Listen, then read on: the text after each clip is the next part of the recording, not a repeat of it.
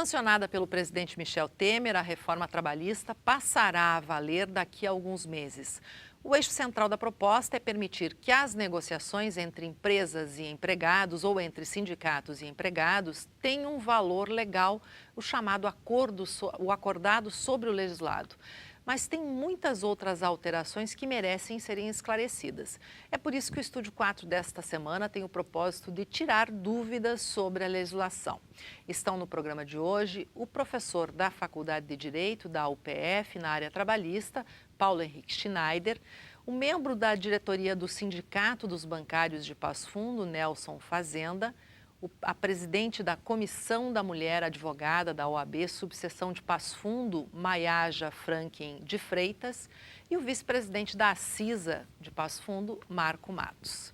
Bom, sejam todos bem-vindos ao programa. A gente tem muita coisa para dar conta. Não sei se a gente vai conseguir nesse programa, porque eu acho que também, além dos itens que foram aprovados, explicar, há divergências na pontuação de cada um deles.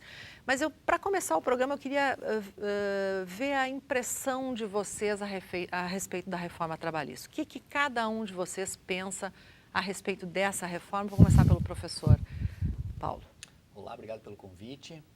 Pois bem, essa reforma, eu já tenho dito anteriormente, que essa reforma trabalhista hoje, ela é a maior alteração legislativa no direito do trabalho desde a implementação da CLT. E ela mexe em todos os aspectos do direito do trabalho. Ela mexe não só na relação entre empregado e empregador, como ela mexe também com os sindicatos, mexe com a justiça do trabalho e mexe também com os advogados que militam na área do direito do trabalho. Portanto, dentro de 4 meses, nós teremos, sem dúvida nenhuma, uma nova ordem trabalhista imperando nas relações entre trabalhadores e empregadores no Brasil. Ela era necessária? Uma reforma trabalhista era necessária. Divirjo com relação ao momento e com relação a muitos aspectos dessa reforma trabalhista. Eu não compactuo com reformas que são realizadas em momentos de crise econômica ou tendo como pano de fundo crise econômica ou crise política. Nelson, do ponto de vista dos trabalhadores, qual é a visão sobre a reforma trabalhista? Bueno, nós acreditamos que a reforma trabalhista vem num conjunto de ataques à classe trabalhadora brasileira, e eu já expando isso para o povo brasileiro como um todo, né, da parte do grande capital. Temos aí a terceirização sem freios ou sem limites, já aprovada, né? Temos aquela outra... Que foi PEC antes da 241, reforma, né? A terceirização veio antes Isso. da reforma, não foi incluído na reforma, a gente não sabe por quê. Temos a PEC 241, Câmara de Deputados 55 no Senado também aprovada. Absurdo total, né? E aí, também querendo, esse mesmo grande capital, impor uma reforma previdenciária, que também é a destruição do direito do trabalhador ou do povo chegar a uma velhice lá com dignidade, né? E com essa reforma, com esse conjunto de reformas, o Brasil desiste, né, na nossa visão, de um caminho de desenvolvimento, né? Que nós tivemos aí, sim, alguns anos aí em que a economia bombou, para falar num termo bem popular atualmente, e foram criados mais de 20 milhões de empregos formais, né? Com a CLT atual, né? Sem a reforma. Então, mostrando que é sim possível, né, fazer o país progredir, crescer com o texto atual ainda, antes dessa mudança que vai ocorrer daqui a 4 meses, né? Claro, reformas, a gente olhar para tudo que é lado, reformas são necessárias, né? Sempre há uma necessidade, mas, como já foi colocado, debate. Precisamos de debater com todos os atores envolvidos para que a coisa seja o mais consensual possível. Resultado de um anseio da maior parte, da grande maioria do povo. Uhum. E não é o que não ocorreu, né, com essa reforma aí, né? Vingou, né, o poder, o grande poder capitalista. E resumindo agora, né, tudo, eu digo assim, isso vem em benefício de talvez 5% da população brasileira. O restante da população vai pagar a conta bem salgada. E aí eu incluo os trabalhadores, os estudantes que estudam para ser um trabalhador daqui a pouco, né? E o micro, pequeno e até médio empresário, né? Que vai sofrer muito com essa reforma, porque ela traz, na verdade, um achatamento da massa salarial, que é essencial na minha visão, na nossa visão, para que o país tenha capacidade de dinamizar a sua economia. Maiaja, quais são as suas considerações iniciais a respeito da reforma? Primeiro, obrigada pelo convite. Eu divirjo um pouco. Eu acho que a reforma não é essencialmente essa questão do negociado sobre o legislado. Eu era um pouquinho contra a reforma, assim, eu concluí após na UPF Direito e Trabalho aqui semestre passado e se falava muito negociar sobre o legislado, enfim. E depois de aprovada a reforma, o meu chefe, sócio e pai, a gente fez uma reunião no escritório com todos os advogados e discutimos artigo por artigo da reforma. A conclusão que eu tiro, pelo menos, essencialmente aqui, na minha visão, fica clara a intenção de diminuir um ativismo judicial nas relações de trabalho. E aí diminuir a intervenção do Estado nas relações de trabalho. Acredito que... Isso não é bom? Eu não sei se é...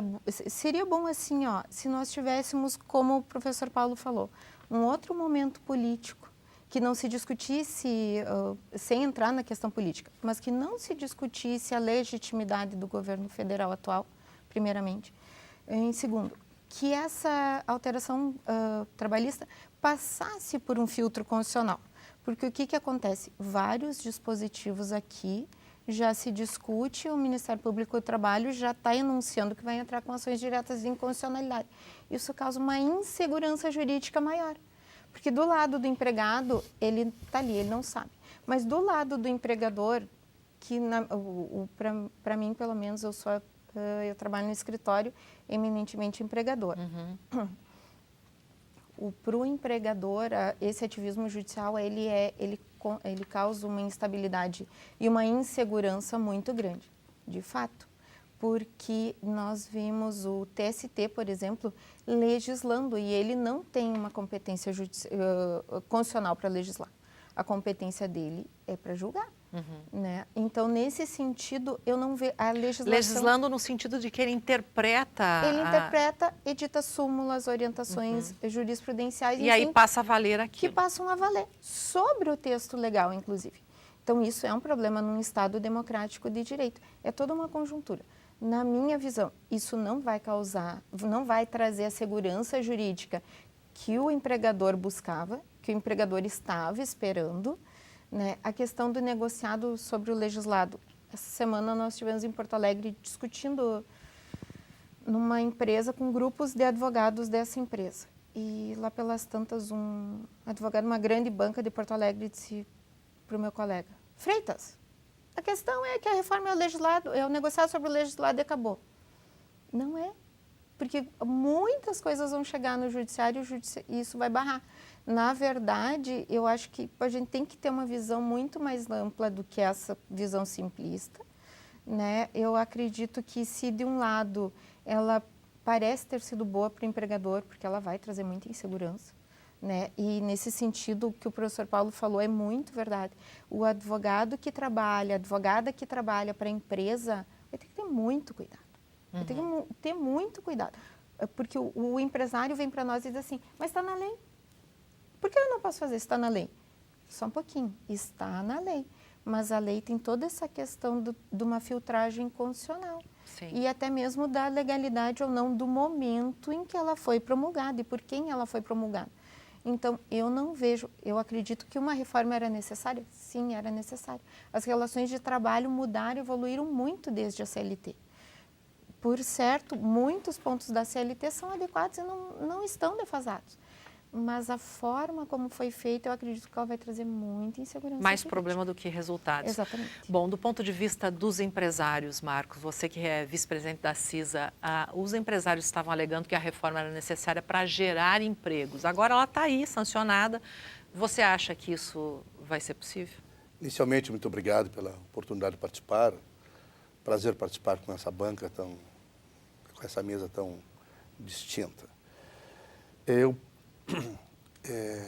Os empresários têm um posicionamento de que a reforma era necessária, independentemente do momento político. Este é o Estado democrático, onde você convive com as adversidades e as diferenças para você fazer o debate, fazer as reformas. O discurso de que faltou debate, na visão nossa empresarial, também não procede. Porque as demandas trabalhistas, as inquietações trabalhistas são de longa data. Havia necessidade de uma reforma, sim. Então, a reforma trabalhista como tal, ela para nós é uma modernidade. E o Estado, enquanto ente político, ele precisava efetivamente ter uma atitude proativa de tentar contemplar essas relações. Veja, se nós trabalharmos do ponto de vista do negociado por legislado, esta tem sido a bandeira de todos os sindicatos, patronais e profissionais. Todos eles querem a valorização de suas convenções coletivas. Agora que ela veio como um ponto forte, começou a apresentar algum tipo de problema. Eu divirjo um pouquinho do posicionamento da mesa, no sentido de que nós vamos ter enfrentamento de que o negociado e o legislado não vigorará. Eu acho que vigorará sim, no sentido em de que nós precisamos prestigiar exatamente as relações sindicais e associativas e principalmente porque, inclusive é texto constitucional, o Estado não tem que intervir do jeito que intervém hoje. A intervenção é um absurdo. Essa questão que a doutora levanta com muita propriedade, de que o TST, por exemplo, o nosso próprio TRT, fazem súmulas e isto vincula com efeito de lei, isso é uma inconstitucionalidade. E nós, empresários, não podemos nos curvar a isso de uma forma assim tão submissa. Nós estamos submissos aos excessos do judiciário exatamente porque interpretou desse jeito, sumulou e assim por diante. E sumiu a oportunidade da negociação. Então, a negociação, o negociado sobre o legislado, na minha opinião, é um momento de fortalecização. Na minha opinião, não. Aqui estou representando a CISA, né, os empresários. É uma oportunidade ímpar que nós não podemos perder para facilitar. Reforma trabalhista, uma modernidade necessária. Bom, Marcos, você acha que a questão do negociado sobre o legislado acaba com o que se chama de indústria de ações trabalhistas? Porque a Maiá já coloca que haverá um esvaziamento natural do judiciário, porque por uma série de razões o trabalhador não vai ser fácil para o trabalhador entrar na justiça contra o patrão.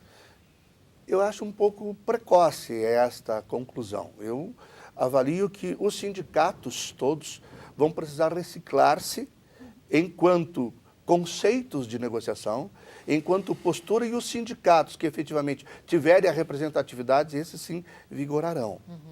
Primeiro ponto. Segundo ponto importante, o direito de ação, ele vai continuar. O que vai terminar desculpem a expressão chula que vou usar, é a industrialização das reclamatórias trabalhistas. Alguns sindicatos, e por favor, não estou falando aqui de todos, alguns sindicatos, cada rescisão trabalhista que era feita na sede do sindicato já trocava de sala e já virava uma reclamatória trabalhista. Penso que isto deverá ter um fator moderador. Mas acho que é precoce para fazer essa conclusão. Bom, a gente vai fazer um intervalo e retorna em seguida.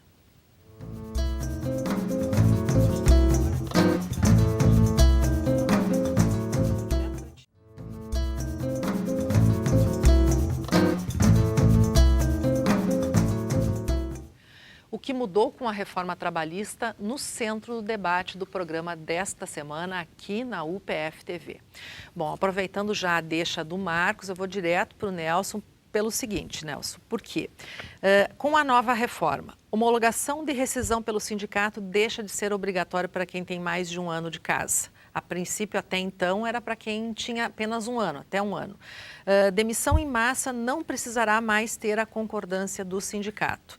E tem a questão do imposto sindical, que deixa de ser obrigatório. Não é? O trabalhador pode optar se paga ou não. Aí vem a questão do acordado sobre o legislado. Quer dizer, são 3 medidas em tese, desfavoráveis e uma medida que também, em tese, seria favorável. Como é que os sindicatos vão se adequar a isso? Estão vendo como uma forma de enfraquecer as entidades sindicais? Sim. Retomando aquela minha fala inicial, é um projeto a nível de grande capital, onde ele visa enfraquecer as instâncias que a sociedade tem de defesa, né? Sindicatos, associações e outros movimentos em geral, para que seu projeto possa ser implementado com a menor resistência possível, né? Quanto ao negociado sobre o legislado, são poucas categorias no Brasil que têm a capacidade de se organizar, né, e poder sentar na mesa com o empresário, com o patrão, né, com o representante do empresariado, com poder de barganha, né. Eu não sei se a categoria bancária que ainda tem que é a que bom você poder de representa, barganha, teria condições, isso, é a categoria que eu represento, teria condições de resistir a uma pressão tão grande que virá, sem dúvida, inclusive com demissões, com repressão policial e tudo mais, no caso de uma greve. Ano passado a gente fez uma greve longa, de 31 dias, né? E não sei se nós teremos essa capacidade. Mas isso que o Sindicato dos Bancários é uma entidade bem organizada no Brasil. Isso. Imaginemos outros sindicatos que têm muito menor poder de arregimentação e de mobilização dessa categoria, né? Então, a CLT seria um piso abaixo do qual o trabalhador estaria protegendo o trabalhador para não ganhar menos que aquilo, né? O ruim do negociado sobre o legislado é isso. Ele permite que assine-se acordos abaixo desse piso, né? A gente sempre reivindicou um negociado desde que ele acresça em termos de benefício e de direitos ao trabalhador, não para ir retirando. Uhum. E a gente sabe, isso não é histórico, não é de hoje, toda a força do capital em cima do trabalho, né? Por isso se criou toda essa justiça do trabalho tentando Então não fortalece amenizar os sindicatos o acordado sobre o legislado? Não. Na opinião de vocês, não? Com relação ao imposto sindical, a CUT foi criada lá em 83 com o propósito de extinguir o imposto sindical, né? Sempre naquela lógica de que o trabalhador se associa à sua entidade, reconhecendo a importância dela de forma autônoma, sem coerção, digamos assim. O imposto sindical é um imposto compulsório. Ele tem carteira assinada, sendo sindicalizado ou não, ele é debitado, né? Descontado para o mês de março, né? Então, e o nosso sindicato já está mais ou menos adaptado nessa lógica aí, porque faz mais de 20 anos que o nosso sindicato devolve o imposto sindical ao seu conjunto de associados, que vai para mais de 80% da categoria. Mas outras entidades vão ter que se adequar. Isso. Então, o imposto sindical, em alguma medida, ele é bom para os sindicatos, e em outra medida é ruim, né? É bom porque ele ajuda a manter alguns sindicatos que não têm aquela condição maior, né, de mobilização. Tem outras, aqui a gente já discutiu bastante isso, que alimentam o chamado peleguismo. Quer dizer, o dirigente não se esforça por defender os interesses e os direitos do trabalhador, da sua categoria, e consegue se equilibrar ali no sindicato com o imposto sindical, né? E a extinção, nesse sentido, teria algum ponto positivo, né? Sim. Mas eu acredito também que essa medida deveria ser objeto de uma discussão muito mais alongada para que talvez colocasse alguma coisa paulatina nesse sentido, para que a adequação. Sim. Paulo, precisamos esclarecer e explicar como é que vai funcionar essa questão do acordado sobre o legislado e como o trabalhador que não tem um sindicato representativo ou um sindicato atuante vai proceder ou vai ficar com essa nova regra. Perfeito. Bom, primeiro de tudo é preciso esclarecer que o acordado não é uma novidade, né? O acordo coletivo de trabalho, a convenção coletiva de trabalho sempre foi uma realidade presente nas relações de trabalho. O que mudou com a nova sistemática da legislação trabalhista? Foi um maior empoderamento da negociação coletiva, né? O que seria esse empoderamento? É dar uma força maior, uma força mais ampla do que ela contém nos dias atuais. É importante esclarecer que o negociado sobre o legislado não é um vale-tudo. A própria reforma trabalhista impôs limites. O telespectador tem que entender que hoje nós podemos dividir os direitos trabalhistas em duas categorias: os direitos fundamentais dos trabalhadores e os demais direitos. Os direitos fundamentais dos trabalhadores estão na Constituição Federal. Ele constitui aquilo que a gente chama de núcleo mínimo fundamental. Bom, esse núcleo mínimo fundamental, que eu poderia exemplificar em férias, em 13º, em aviso prévio, em licença paternidade, em FGTS, ou seja, os principais direitos trabalhistas, esses direitos não poderão ser objeto de negociação coletiva.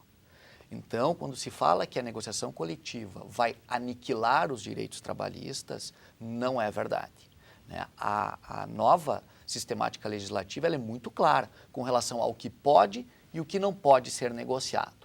Os demais direitos, que não constituem esses direitos mínimos, esses sim poderão ser objetos de negociação coletiva. E essa negociação coletiva terá um valor amplo que não poderá ser modificado judicialmente. Não poderá ser, por exemplo... Vamos citar um anulado. exemplo bem prático. Um exemplo muito prático. Férias, né? As férias hoje constituem um direito fundamental do trabalhador. Via negociação coletiva, poderá ser tirado o direito às férias? As partes poderão negociar que aquela determinada categoria não vai ter direito às férias? Não. Não poderá ser negociado. E nem reduzir esse... E nem reduzir esse direito. O que poderá ser estabelecido na via da negociação coletiva é, por exemplo, o fracionamento. Então, quer dizer, preserva-se o direito às férias, negocia-se a forma de fruição desse direito. Mas aí o que prevalece nessa questão do acordado sobre o legislado é que se o trabalhador, mesmo fazendo esse acordo, buscar na justiça um reparo, ele não vai conseguir. Perfeitamente, né? É o que os colegas estavam falando no bloco anterior sobre o ativismo judicial. Na sistemática atual, a Justiça do Trabalho ela pode declarar a nulidade, a invalidade de determinadas cláusulas de acordo coletivo. Na nova sistemática da reforma trabalhista, isso já não é mais possível ou está mais engessada. Isso era um problema para as empresas? Isso era um problema. Isso era um problema, porque a empresa vinha para a mesa de negociação, acertava, nem sempre vinculando uma cláusula, digamos, em favor da empresa e uma cláusula em favor do empregado, né? E corria. Chegava na hora do judiciário, por exemplo, o banco de horas.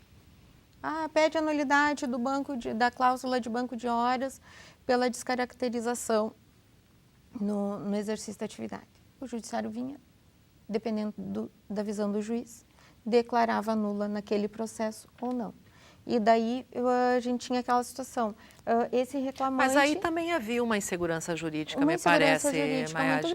Uma insegurança jurídica muito grande, porque nós dependíamos da visão de cada julgador de primeiro grau e no tribunal, conforme a turma, você tinha uma noção se ia reverter ou não aquele julgamento. Mas tu acha que isso vai mudar? Porque você falou antes que essa cláusula agora estabelecida na lei, ela vai causar também uma insegurança jurídica. É que, na verdade, nós temos um princípio constitucional da inafastabilidade do Poder Judiciário.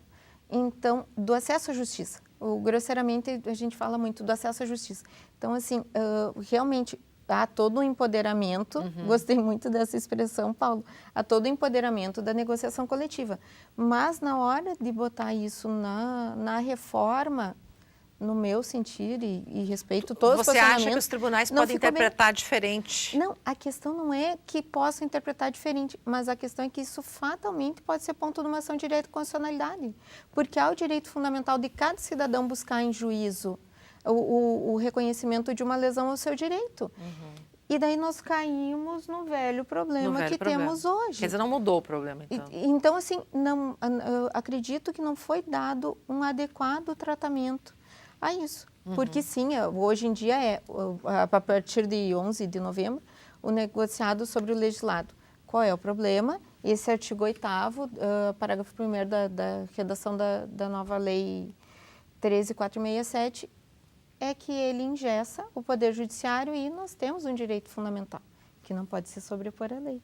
Agora, professor Paulo, uma outra questão aqui. Quem perder a ação vai pagar honorários entre 5% e 15% do valor do processo. Isso vai inibir mais os trabalhadores e sindicatos também a recorrerem à justiça? Sim, sim. A reforma trabalhista, ela trouxe, além de profundas alterações na relação de trabalho, no que a gente chama de direito material, também profundas alterações no que diz respeito ao direito processual. Dentre aquelas que são as mais impactantes, é a questão das custas, né, que a gente chama de sucumbência, ao derrotado numa ação trabalhista. A nova lei, ela é mais dura, ela é mais rigorosa no que diz respeito à forma de se ajuizar uma ação trabalhista sob o amparo do benefício da justiça gratuita. O que hoje ela é quase que ampla e restrita, ela vai atender a limites. Fazendo um comparativo entre o que é hoje para o futuro. Hoje o empregado ajuiza uma ação trabalhista e para litigar sob o benefício da justiça gratuita, ou seja, não ter que pagar custas, não ter que pagar despesas com perito, não ter que pagar honorários caso perca a ação, basta ele comprovar a insuficiência de recursos. Basta ele solicitar um benefício da justiça gratuita dizendo que não possui recursos para arcar com a ação trabalhista. A partir da nova lei, não basta declarar, terá que comprovar. A consequência de não ter o benefício da justiça gratuita é arcar com as custas judiciais. E mais, hoje, como é que funciona hoje caso um dos pedidos do reclamante seja adicional de insalubridade ou adicional de periculosidade? Tendo o benefício da justiça gratuita, ele postula o adicional de insalubridade e adicional de periculosidade e caso não venha a ter êxito na sua demanda, ele não vai arcar com as custas do perito. Né? Quem vai arcar com as custas do perito será a União.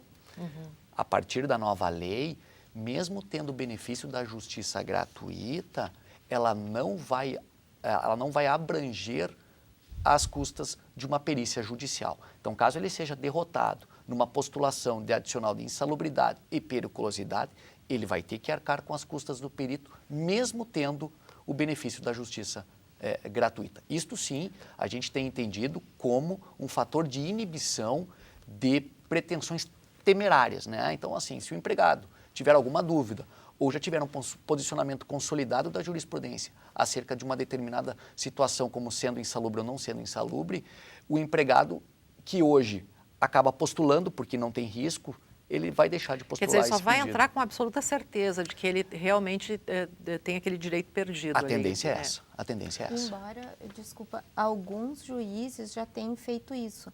A parte entra com o pedido é temerário, porque se tem o reconhecimento que aquela atividade não é insalubre, o juiz, antes de fixar a perícia, determina que caso a perícia não dê por insalubridade, a parte terá que fazer o pagamento, né? E daí, nesse caso, a parte decide se segue ou não. Justamente até para inibir a questão dessa indústria de reclamatórios. Porque, às vezes, acontece de ter algum pedido que é feito por pedir. Porque hoje não tem uma sanção. Tem uma outra questão aqui que não foi tão pontuada ou debatida. O acordo ele poderá permitir que o trabalhador receba metade do aviso prévio indenizado. Isso também é uma possibilidade que a regra atual... A regra atual ela não prevê o acordo para demissão. Né? Hoje, a rescisão do contrato de trabalho, ela se dá, via de regra, de duas formas. Ou o pedido de demissão, ou a demissão, claro, sem justa causa ou por justa causa.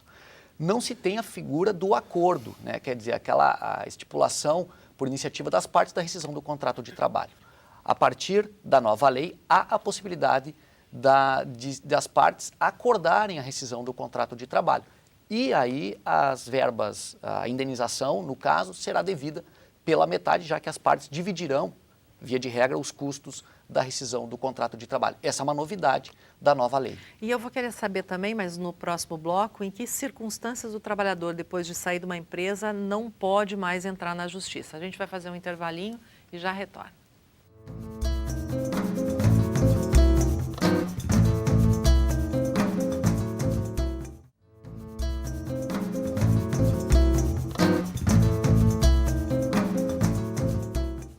Estamos de volta e estão no programa desta semana discutindo a reforma trabalhista o professor da Faculdade de Direito da Universidade de Passo Fundo, na área trabalhista, Paulo Henrique Schneider. o membro integrante da diretoria do Sindicato dos Bancários de Passo Fundo, Nelson Fazenda, a presidente da Comissão da Mulher Advogada da OAB, subseção de Passo Fundo, Maiaja Franken de Freitas, e também o vice-presidente da CISA de Passo Fundo, Marco Matos. Eu fiz uma pergunta no bloco anterior, gostaria que o Paulo nos respondesse. Em que circunstâncias o trabalhador não pode mais ingressar na justiça contra a empresa a partir do momento que ele rescindiu o contrato? Pois bem, eu vou dividir a minha explicação em 3 aspectos. Primeiro com relação a prazo, né?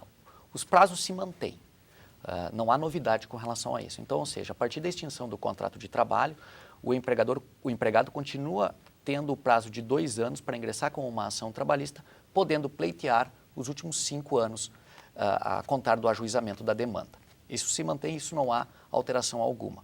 Substancialmente, existem outras 2 alterações que são impactantes na relação do que se pode reclamar e o que não se pode reclamar. Primeiro de tudo, o que se falou no bloco anterior, acordos coletivos de trabalho, né?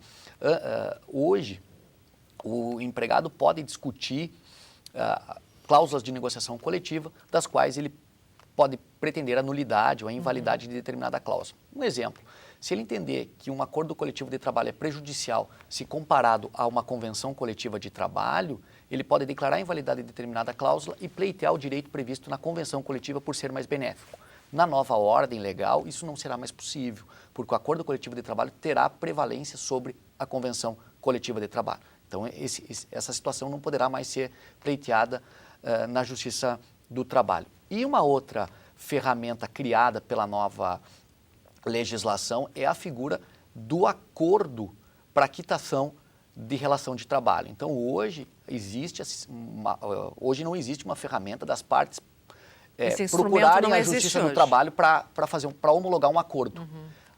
A nova sistemática processual possibilitará que as partes procurem o judiciário para celebrarem um acordo, para homologar só será um acordo. válido se for no judiciário. Claro que sim, sim. O novo processo de trabalho chama de processo para homologação de acordo. Então, as partes, com o advogado próprio ou advogado comum, poderão ingressar com uma ação na Justiça do Trabalho para a homologação de um acordo que eles tenham celebrado. E sobre esse acordo não poderá ser reclamado posteriormente. Assim como a arbitragem poderá ser usada para solucionar conflitos trabalhistas. Isso, né? hoje é muito outro discutido. mecanismo. A arbitragem nunca foi admitida no direito do trabalho. O que se tem até hoje no direito do trabalho é a figura das comissões de conciliação prévia que caíram em completo desuso, né? Não conheço nenhum sindicato hoje que tenha comissão de conciliação prévia atuante em Passo Fundo. E agora foi substituída, então, pela figura da arbitragem, né, que poderá ser utilizado como ferramenta de solução de conflitos trabalhistas. Bom, agora eu quero passar para o Marcos, porque a gente tirou a palavra dele no segundo bloco, não é, Marcos? Mas você tem 3 pontos aí que você gostaria de destacar.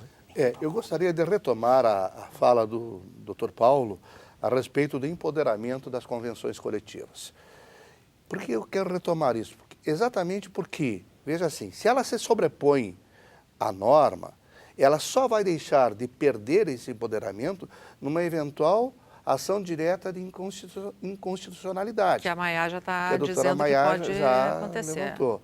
Mas assim, isso poderá ocorrer? Poderá. Na minha opinião, poderá. Por quê? Porque o Poder Judiciário não vai aceitar tranquilamente, certo?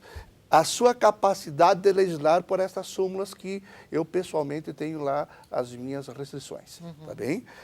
Mas eu gostaria de dizer que o empoderamento das convenções coletivas, elas têm que serem prestigiadas porque a nova legislação trouxe, por exemplo, a possibilidade de flexibilização da jornada. Hoje você ter uma jornada 12/36 é um consenso na área, por exemplo, da área da saúde. Os trabalhadores gostam de trabalhar 12/36. Pede para o trabalhador se ele quer sair. Não. Quando nós tentamos fazer esta prova dentro de um processo, dentro de uma casuística, é importante trazer uma casuística, às vezes, né, Zumara, para que o telespectador possa entender. O sindicato, na oportunidade, se opôs dizendo que nós estávamos fazendo aliciamento. Não, nós estamos colhendo o posicionamento do trabalhador. Tu queres 8 horas ou tu queres 12 por 36? Só para fazer uma justa prova ou uma justa negociação. 12 por 36, só para explicar bem direitinho, 12 horas trabalhado, 36 horas de folga. 36 horas de descansos, entendeu? E a legislação, então, o empoderamento, perdão, e aí esta cláusula veio para uma convenção coletiva. Isso aconteceu? O judiciário não acatou, não reconheceu. Então, trazer o empoderamento para a convenção coletiva permitirá avanços como esses que eu estou trazendo da jornada de trabalho. E um outro detalhe importante que eu gostaria de pôr na mesa para a gente debater é a questão do contrato individual de trabalho, a sua força, a sua eficácia e principalmente porque ele trouxe uma novidade. Aquele que tem um nível de escolaridade ou um nível de remuneração, o contrato individual também irá se sobrepor à convenção coletiva ou à norma coletiva. Então, me parece que esta é uma outra grande novidade. Essa história da hipossuficiência do trabalhador, ela precisa ser enfrentada sem paixões e com a ciência como tal, porque hoje o trabalhador, ou ele tem esta escolaridade, ou ele tem esta formação, ou ele tem um nível de conhecimento, certo? Importante. E mais do que isso, nenhuma situação de capital-trabalho, hoje o trabalhador está desassistido. Ou ele estará pelo sindicato, que está legitimado para isso, ou por um advogado. Então, é por isso que eu acho que a legislação, ela trouxe esse viés da reflexão. Então, eu coloco aqui para a gente debater, não sei se eu gostaria de explicar melhor esse ponto aí, Marcos. Como é que vai funcionar o acordo do trabalhador com a empresa? Ele tem mais força do que o... Você vai contratar um médico, certo? O contrato de trabalho do médico. Quem é o médico? Tem um nível de escolaridade. Sim. E tem uma remuneração. A legislação lê esses dois itens, escolaridade e remuneração.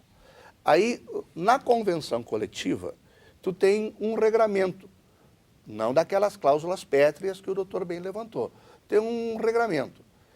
Mas o médico não quer aquele regramento. E a empresa e o médico negociam outra situação. Separadamente. Separadamente.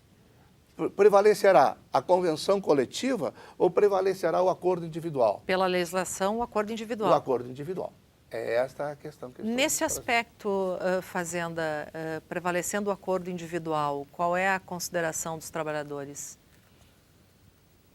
Bom, o que se vislumbra, um pouco daquilo que eu já falei, o poder, né, do capital diante do trabalho. Enfraquece os sindicatos, então. Enfraquece o sindicato e enfraquece o trabalhador, porque, inclusive, nessa negociação que pode acontecer, mesmo diante só na presença do judiciário, né, da quitação de determinado período de trabalho, né, o trabalhador vai estar Não tem nenhum ponto da reforma que satisfez os sindicatos? Nenhum ponto da reforma foi bom para os trabalhadores? Olha, do modo geral, a gente não pode individualizar, né? Do modo geral, como eu coloquei antes, ela vem nessa lógica de redução do custo do trabalho, né? Que, em suma, ela vai reduzir o salário do trabalhador. Tá? E, procurando não esmiuçar tanto, porque não há tempo para isso, mas eu digo assim, ó, voltando ao que eu coloquei inicialmente, nós precisamos no Brasil, para que se retome o desenvolvimento, né, o crescimento da economia, criar, sim, um mercado interno forte, mais robusto.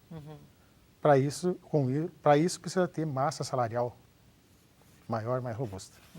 E o passado recente mostrou isso. Quando se cresceu os salários, né, se adotou um programa de renda mínima, como era o Bolsa Família, se criou alguma coisa, algum mercado de trabalho, mercado de consumo mais forte.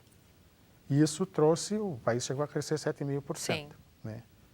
Então, chegou num momento de impasse, crise econômica mundial, você tem que adotar, na nossa visão, outras formas de continuar naquele dinamismo.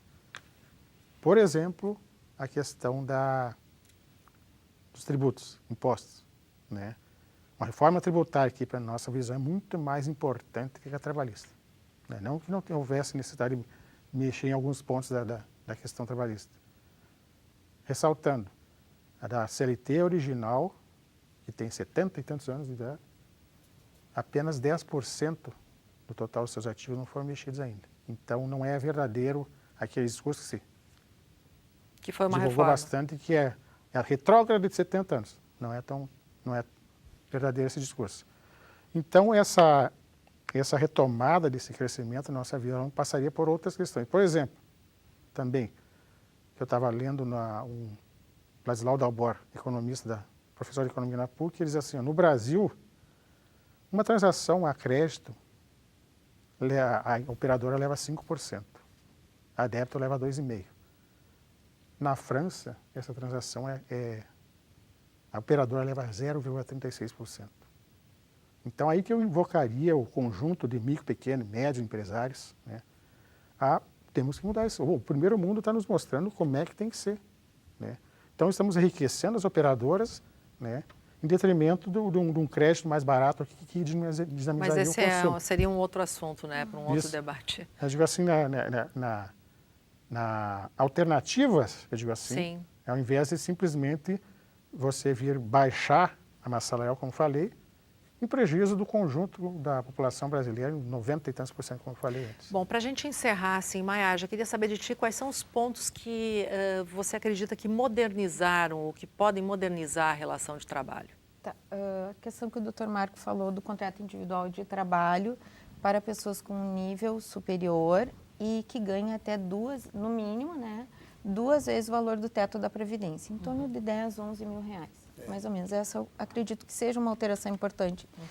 Na área da saúde, por exemplo, muitos médicos caem na pejotização, porque se fossem fazer o contrato de trabalho normal com o hospital, né, e com base naquilo que a convenção prevê, o hospital não teria economia suficiente e daria um embate ali.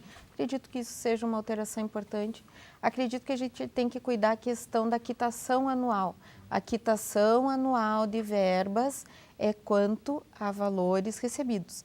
Não é como alguns estão dizendo com relação a direitos. Né? Isso eu acho que tem que ficar muito importante para o telespectador. Eu tenho colegas que dizem, agora acabaram com a prescrição constitucional, instituíram a prescrição de 1 ano nas relações trabalhistas. Não, isso não é verdade. A quitação anual é para verbas que estarão descritas e o trabalhador vai dar a quitação daquilo. Se teve valores a mais, enfim, periféricos, isso é outra situação. A questão da nova forma de rescisão contratual por acordo entre as partes, isso eu acredito assim que era uma necessidade. A própria OAB punia o advogado, né, doutora? Exato, a própria OAB punia o advogado se fizesse, porque isso é considerado uma fraude atualmente. E é uma necessidade. Grandes empresas fazem, pequenas empresas fazem e o judiciário às vezes fazia como a deusa da justiça. Tapava o olho e aquilo ia passando. Isso era uma necessidade premente. No nosso escritório, nós só temos aconselhado os clientes que, quando passarem a fazer esse tipo de rescisão, façam nos sindicatos. Acredito que a figura dos sindicatos pode ser fortalecida pela reforma, a partir do que o Dr. Marco falou, de uma reciclagem. Todos nós vamos ter que nos reciclar. Mudanças demandam uma saída da zona de conforto. Então, advogados de reclamantes, advogados de reclamadas, sindicatos, todos nós teremos que nos modernizar para trabalhar com essa lei que está aí para entrar em vigor. Agora em novembro. Exato. Enquanto não sair a DIN, ela vai continuar como está. Paulo, o que da reforma você destacaria como de avanço propriamente dito? Da reforma eu destaco 2 pontos em avanço. O primeiro deles, com relação à relação de trabalho, a figura do home office. Né? Era uma realidade e que havia uma lacuna legal. Exato. Né? Então, assim, nem empregado, nem empregador sabiam como, de alguma forma, contratar e como colocar cláusulas acerca de um trabalho que é uma realidade nas médias e grandes cidades brasileiras e é uma realidade mundial. Então, essa é uma figura importante. Se eu poderia destacar o principal ponto de modernização da legislação trabalhista é trazer essa figura para o bojo da legislação. Há também outras novidades e inovações nos aspectos processuais, no processo do trabalho. Um que eu destaco, que é importante para nós advogados, é a paridade de prazos, no que diz respeito aos dias, né? Enquanto toda a legislação trabalha com prazos contados em dias úteis, a legislação trabalhista contava com prazos em dias corridos, né? Então, a partir da nova legislação, os prazos também fluirão em dias úteis. E outras reformas processuais trazidas nessa nova legislação que são importantes e impactantes. Para os advogados, a questão dos honorários, né, que era uma luta da classe, porque antes elas estavam limitadas aos advogados credenciados pelo sindicato e que agora passa a ser uma realidade para todos os advogados, né, que é uma luta da classe e que ela foi, de alguma forma, alcançada pela nova legislação trabalhista. Bom, Marcos, rapidinho, o que você considera de avanços aí na reforma? Além destes com os quais eu convirjo, eu destacaria mais duas coisas só. A primeira, a validade da convenção coletiva. As cláusulas negociadas poderão, ao final da convenção coletiva, do acordo coletivo, ele se encerra. Ele terá que ser renegociado, diferentemente do que é hoje. Esse é o primeiro ponto importante. E a segunda é o regramento do dano moral, a quantificação do dano moral.